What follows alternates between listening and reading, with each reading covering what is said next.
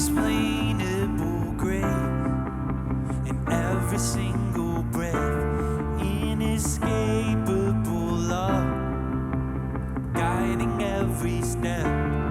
Well, like gravity, you're pulling me in. The great migration of my heart, it's calling me home. It calls me over and over and over again. Well, how could I ever fight? And why would I try? And over and over and over again. Well, I hear your spirit calling. Why would I fight? The great migration of my heart, it's calling me home. Hey. Uncontainable life, it's beating in my chest. Undeniable peace, bringing me to rest. Like gravity, you're pulling me in. Great migration of my heart, it calls me over and over and over again. Well, how could I ever fight? Why would I try? Over and over and over again. Well, I hear your spirit calling. Why would I fight? The great migration of my heart. The great migration of my heart. It's calling me home. It's calling me home.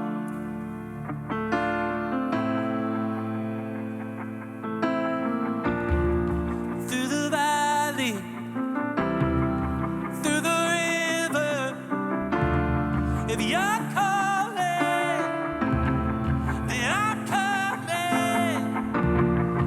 Over mountains, through the wastelands, if you're calling, then I'm coming. Through the valley, hey, through the river, if you're calling, then I'm coming, yeah. Over mountains, hey, through the wastelands, if you're calling, then I'm coming. Over and over and over again. How could I ever fight? And why would I try? Over and over and over again. Will I hear your spirit calling? Why would I fight? The great migration of my heart. The great migration of my heart. The great migration of my heart. It's calling me home. It's calling me home. It's calling me home.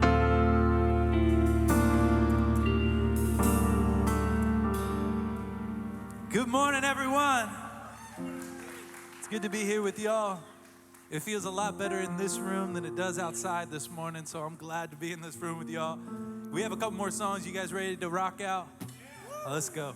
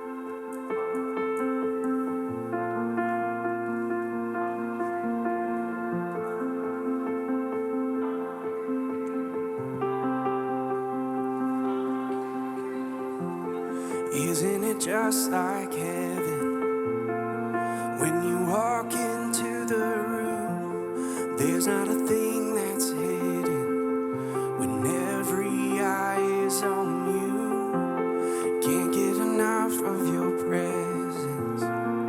It's the perfect point of view. Isn't it just like heaven?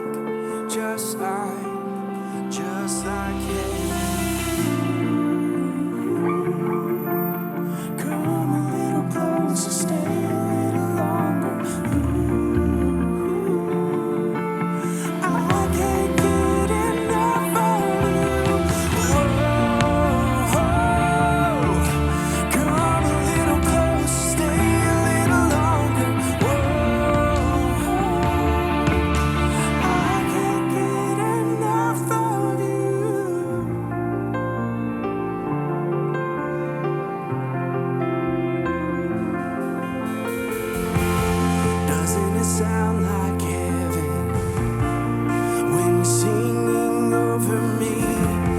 There's not a voice more constant.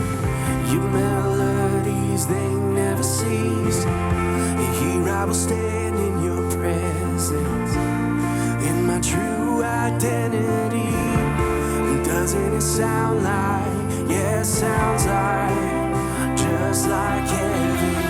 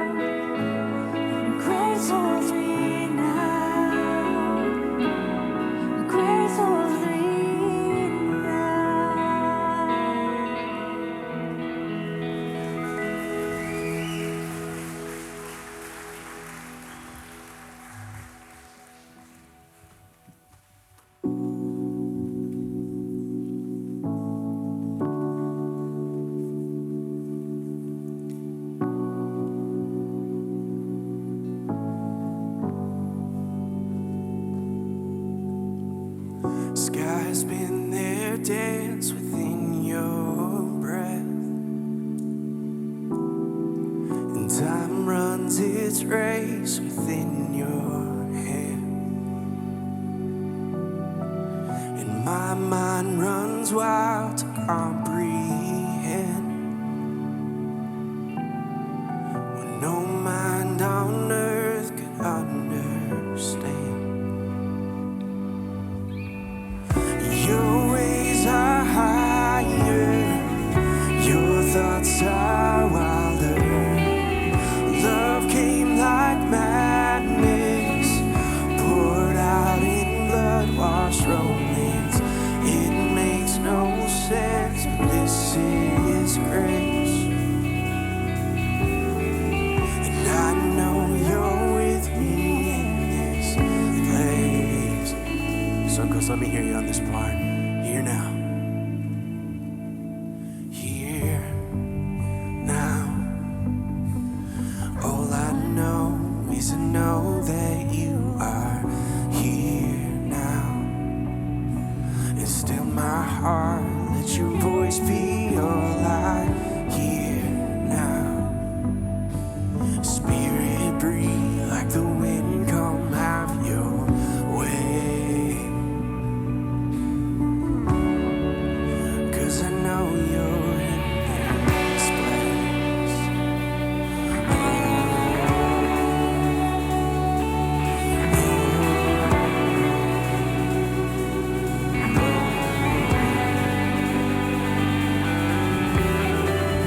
Faith makes a fool of what makes sense, but grace found my heart where logic ends. And my mind runs wild to comprehend what no mind on earth could understand. Your ways are higher, your thoughts are wilder. Love came like madness, poured out in blood-washed romance. It makes no sense, but this is grace. And I know you're with me in this place. Here now. All I know is I know that you are here now. It's still my heart, let your voice be all I hear now. Spirit breathe like the wind, come have your way. Because I know that you are here now. Heart and soul, God, I know that you are here now. And fix my eyes on the things that I can't see now. And all I see is the glory of your name. So girls, let me hear you on this part. 'Cause I know that you are here now. Still my heart, let your voice be all I hear now. Fix my eyes on the things that I can't see now. Spirit breathe like the wind, come have your way. Whoa.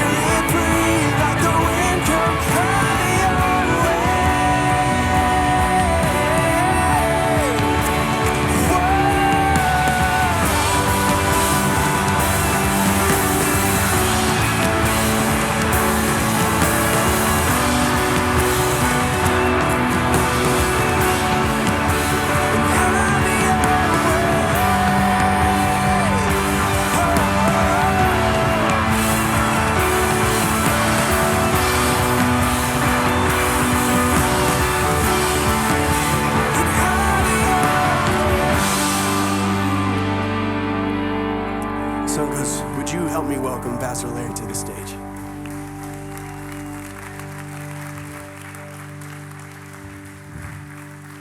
Hey guys, remain standing for just a few minutes. Thank you so much. I have a treat for you today. And about 26 years ago, about this time, Becky and I had been in Tallahassee for about 6 or 7 months. We moved back to Sarasota where we lived before, and we started this wonderful community church called Suncoast Community Church. So that was 26 years ago. I remember those first service, we got ready, we had a couple planning meetings, and we launched, and it was at McIntosh Middle School, and there was 40 people there. And we felt pretty good about 40 people. But I had a friend of mine who called me during that time. He said, hey, look, you're launching this church. I'm going to be there the second week, and he was. He came in the next week, and he was my worship leader for a couple months.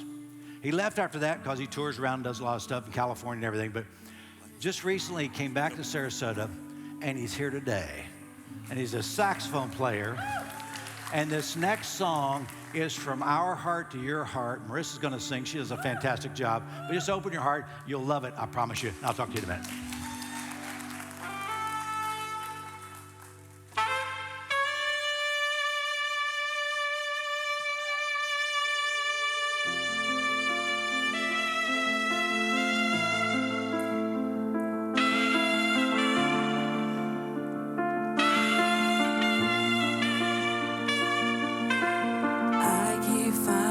Voices in my mind that say I'm not enough.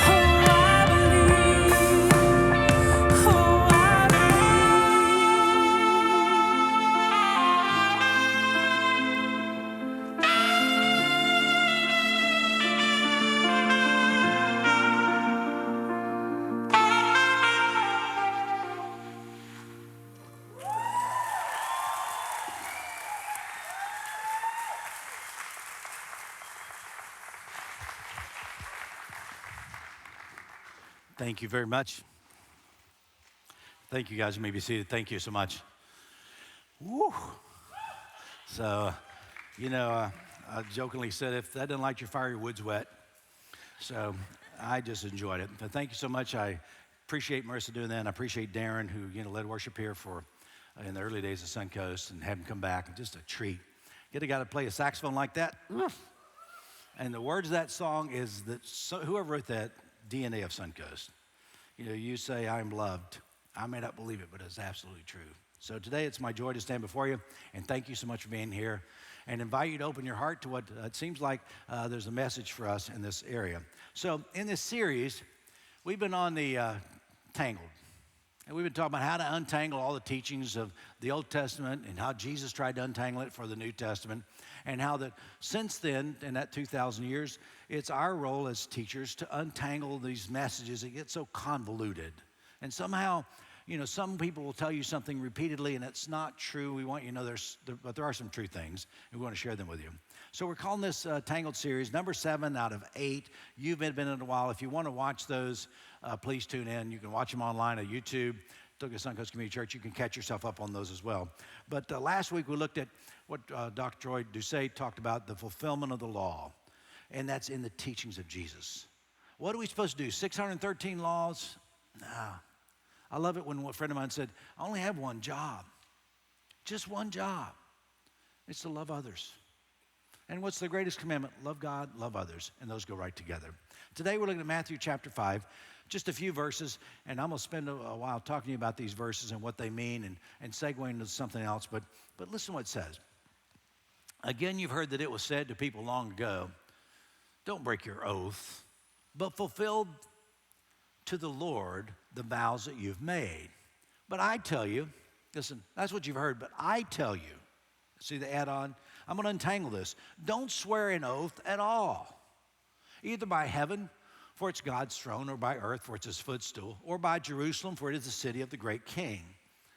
And do not swear by your head, for you cannot make even one hair white or black.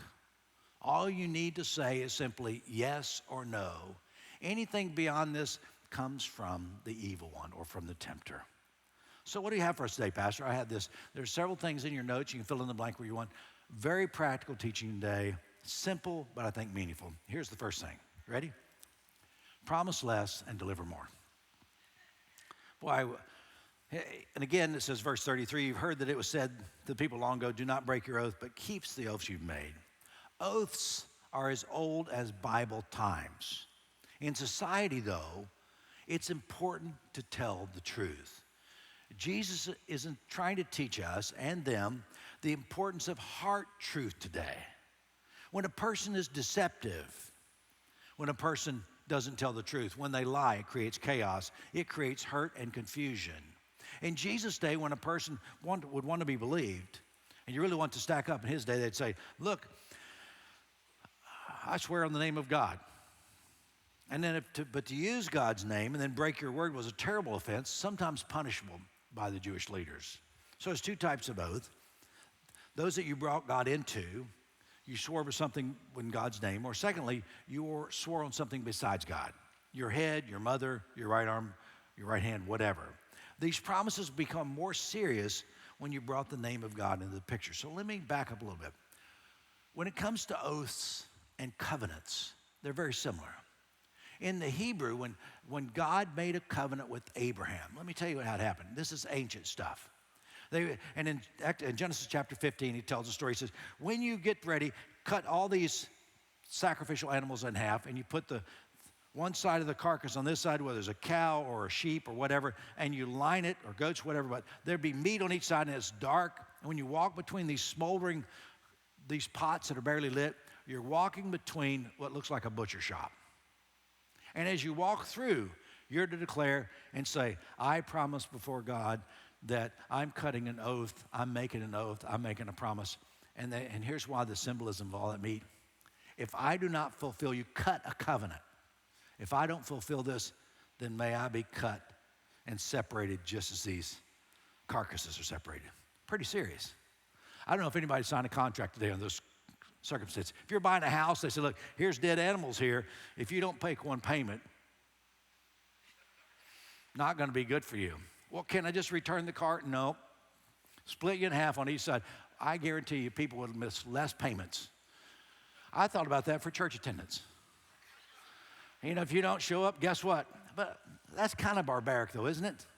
I'm glad we're beyond that. We use phrases like, cross my heart, hope to die, stick a needle in my eye.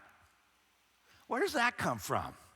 These barbaric things, why do we have to have those kind of oaths? Those kind of things that, you know, to help us be truthful.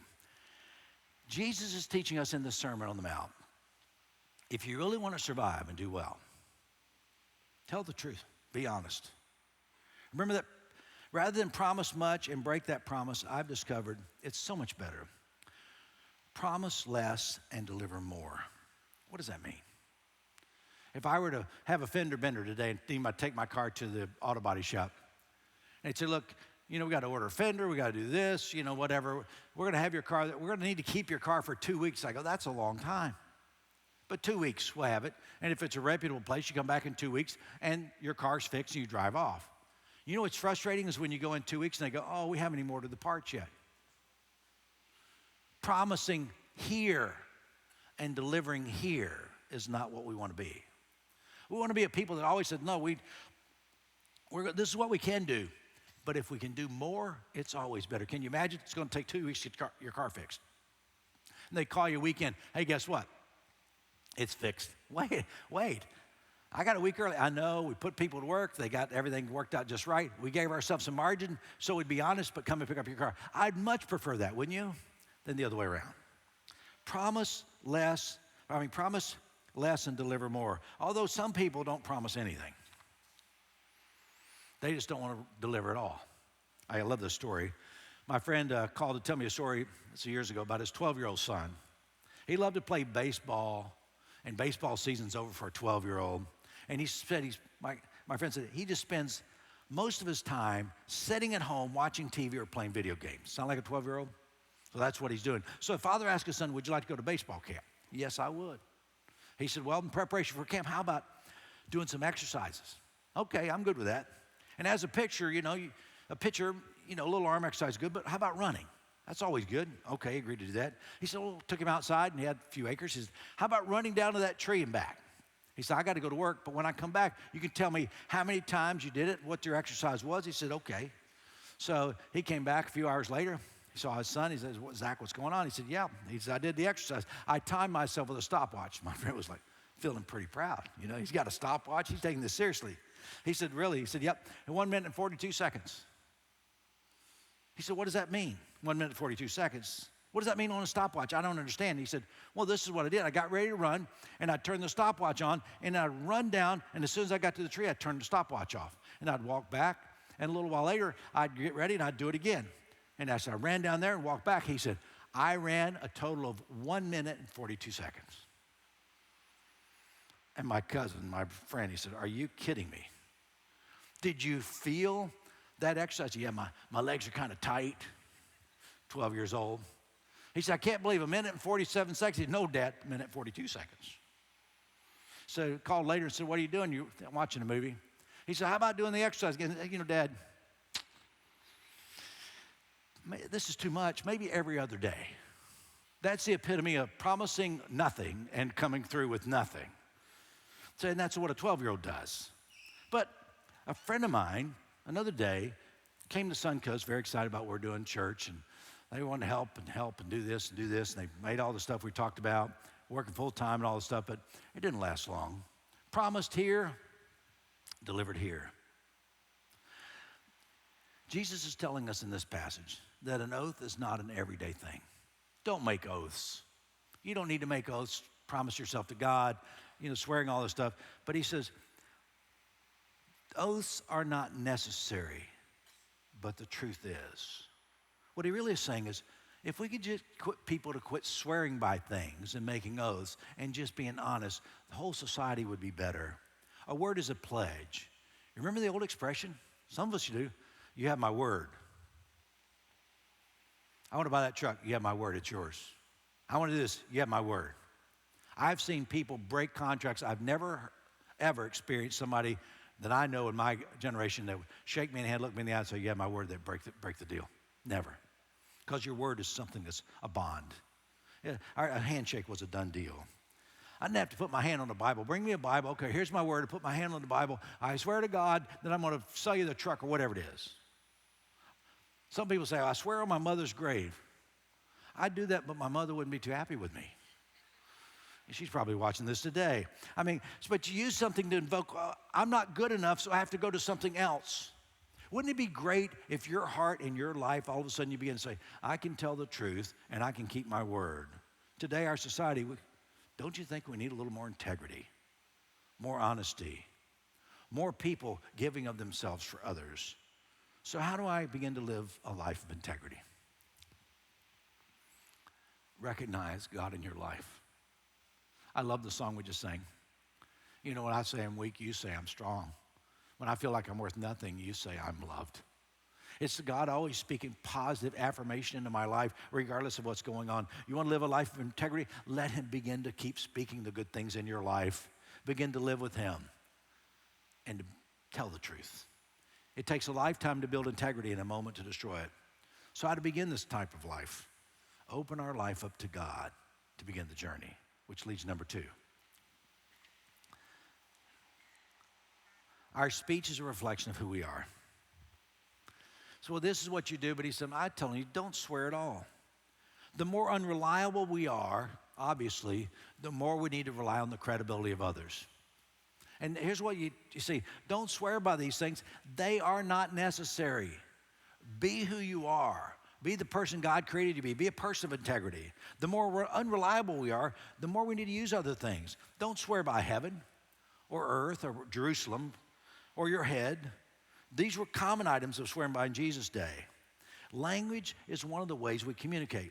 So why the emphasis? Why do we need this? So let me ask. I know you've all heard it, and some of us have said it. I swear to God, the story I'm telling you is the truth. We've heard it. I've said it probably. Or I swear on my mother's grave. I don't do that, but I've heard other people say that. I swear on my dad's grave. The teaching of Jesus is pretty simple here. Quit swearing, quit invoking God to make yourself believable. So why is it necessary to ask somebody else? Have you ever talked to someone and said, look, what I'm telling you is the truth. Why do I need to say it's the truth? Because sometimes people will tell you a lot of stuff that's not the truth. Well, ask Joe. He'll tell you what I'm saying is the truth. Can I remind you of a very important teaching here? Our speech is a reflection of who we are.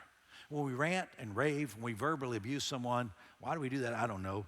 But if my speech is a reflection of who I am, Lord, help me to speak more reflectively, more thoughtfully, with more respect and more love, which leads to the last thing. And it's number 3.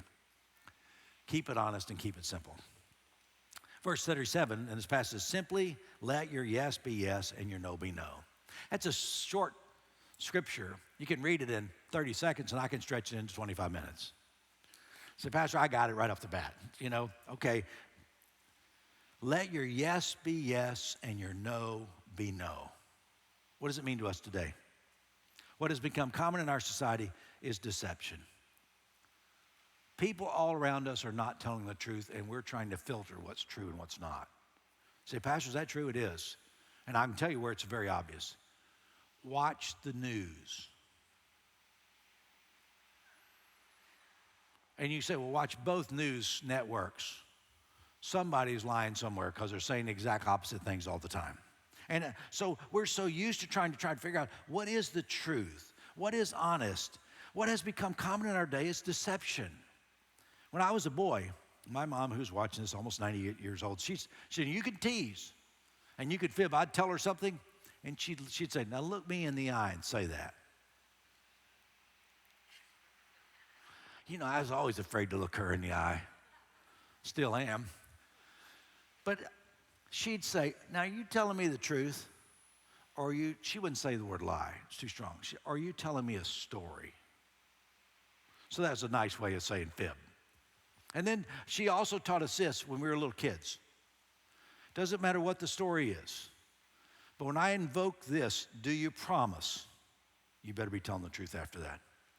I never knew there was an option when it said, I promise, and to tell a lie. It was inconsistent with what I lived, what I believed. And my sister, I have a sister a year older and a year younger, lion dogs. Come to think of it, we all were. But they'd always ask, even to this day, I'll tell them something because folks, you know me. I tease and I fib a lot. Say, when I can tell a story that's not even anywhere near the truth, but I'm trying to make a point with a story. But my sisters know that, and they'd say, do you promise? Nah, I'm just kidding. Did you hear the latest about Mom? And we just make something up. Why we do that? Because it's naughty, and I like to be that way. But I can be called out. Do you promise? And if I say, yes, I promise, I can't imagine that not being absolutely true. But what I hear a lot is, oh, Pastor, take a deep breath. It's just a little white lie. I have somebody call, somebody had told them, is your mom there? No, she's not here. She's standing right there. What is that teaching your kids? Here's the thing, you don't have to say, I'm not here. Be honest. She's not available. She's not going to take your call. She's standing right here, says she don't want to talk to you. No, that's too much. Too much honesty. But you can be better because it leads to confusion. If I hear someone doing that, when I call, I wonder, are they going to say, oh, he's not here? Is he really there or not? Little white lies of deception that lead to confusion also attack your credibility. Whatever happened to honesty and integrity? I don't have to make up an excuse for people. I'm very clear. People say, what are you really trying to say? Folks, I don't write between the lines. I say yes. Somebody asks me for something, I say yes. And they'll ask me for something else, and I'll say no. That's a big ask. Can I live with your house for the next 3 months? No. It doesn't take, that's a big ask. The answer is going to be a big no. It's not going to happen. But it's your mother, I know. You got to know where to draw the line. But whatever happened to honesty and integrity, how the definitions have changed. In Jesus' day, they'd make promises, then they'd invoke God's name. So it's absolutely true. They would swear this was truth by using God's name. What Jesus is trying to help us understand, saying the truth is paramount. You don't need to use God's name or something else. Be who you are. Be authentic, be honest. Simply let your yes be yes and your no be no. There's a sociology professor by the name of Tony Campolo discussed a study where 50 elderly people over 95 years old were surveyed. And they asked, if you could change, these 95-year-olds, if you could change your life, what would you change your life if you could start over? And bluntly honest, they responded. And out of these 50 people, there were 3 major things that came out more than anything else. And I want to share these 3 things with you. From a 95-year-old group, they said, if I had to do it over again, the first thing I'd do is I'd take more time to reflect. Reflect more. What does that mean? They'd like to think more deeply about their life as they live it. They want to appreciate the moments that need to be appreciated. They want to reflect and pause because the reflection helps clear up the chaos. When we reflect, we're fully present in life's moments rather than just going through the motions. Reflection is a course correction. Reflection is pausing. Make sure I'm living my life the way I want to live it. And when they say we should reflect more, life goes so quickly. Too often people don't appreciate the significance of their experiences, the significance of their family relationships until it's too late. If you've attended here for a while, you've heard me say the word reflection. I am big about reflection. I tell people quiet time, part of my quiet time every day is I have a time of reflection. What does it look like? Oh, Pastor, is that just a time of prayer? No, it's a time, does it include prayer? Yes, but it's a time of just sitting still and say, God, what happened yesterday in my life? What could I do better today? I've got a whole day in front of me. What are the most important things that need to be done today? Where's my heart? What's the most important thing that I need to do today that only I can do? That's points of reflection. And I pause and I think about those things. And it directs my paths every day and it helps me. I practice it. I teach it. Reflection for me is best when it's daily because it keeps me doing the most important things. So reflection for me, what it does, it leads to an ordering. It takes some of the stress out. It's a focus for my day. Reminds me of my priorities. So what do these older people say, these 95-year-olds? If I had to do over again, I'd pause and reflect more. What else was the second thing? they would risk more. They would take more risk. They'd say, look, don't play it safe. We've all played it safe. And you get to 95 years old, you got to play it safe. Now, I would say, maybe the reason you're around is because you played it safe. But they'd say, but I'd take more risk. I would have done more adventurous things. I wouldn't have missed these opportunities. It's not about successes or failures or the amount of money. Some people said, I have plenty of resources, but I wish I'd taken more risk, maybe traveled more, maybe had better friendships. Maybe, the risks are involved in friendships. Marriage is full of risk, right? Children are risky. Careers, life itself is risky. Too many have played it safe, missed what could have been more. I love to quote the German philosopher, one of Dr. Dusay's favorite, Friedrich Nietzsche. He promotes the ideal of living dangerously. Listen to what he says. It's not about taking reckless risk, or engaging in harmful behavior. It's about embracing life's certainties and challenges and being open to new experiences. There is joy that is found from taking risk. Just had a graduation in our family yesterday. Colin, my oldest grandson, graduated from Riverview. I can't believe it. Little kid, we've been around here a while. Now he's grown to where he's he's much taller than I am. He looks like a giant. But he graduated yesterday from Riverview, and I began to, in my moment of reflection, begin to realize, holy cow, I graduated 50 years ago, about right now. I'm 50 years older than him. And I began to think about my own graduation and think about what happened then and what's going to happen for him and what happened in my life. All the reflection, I began to play all this out. And then when I saw him later, I said, what you know, I'm 50 years older than you. When I'm 100, you're going to be 50. When I'm 150, you'll be 100. When I'm 200, you're going to be old. I mean, talk about risk. What does it mean? What about reflection? I love to tell the story about a friend of mine. His name is Jack.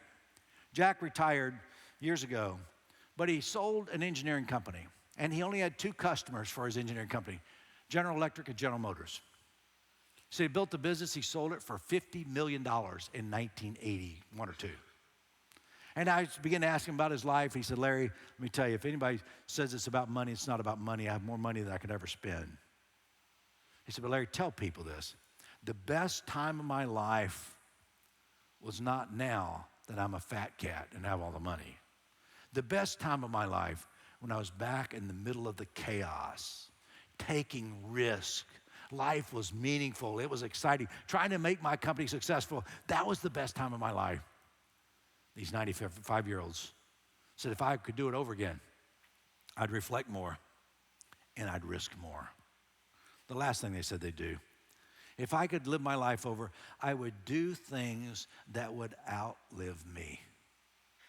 That when I'm gone, they'll still remember me. There'll be some evidence. Becky's dad, Frank Kraft with a K, was born May 30th, believe it or not, 1918. Now, his birthday, we're going to celebrate at our house a week from tomorrow. It's Memorial Day week, and we have the craft side come over. We have over 40 people at our house to celebrate his birthday. It'd be a great thing.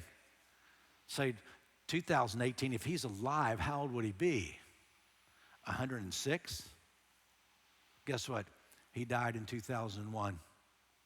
And we've had a birthday party for him for 23 years. How many of us are going to have a birthday party? Maybe one celebration. Thank God he's gone. But I'm talking about a party every year to say, what a great man. He left a legacy. What legacy are we leaving? And maybe it's with your family, maybe it's with your kids, maybe it's with somebody that you adopt or care for or love. Maybe it's somebody that you leave some resource to or you make a difference in their life. But into this, you can make a difference still. The message from those over 95 is clear.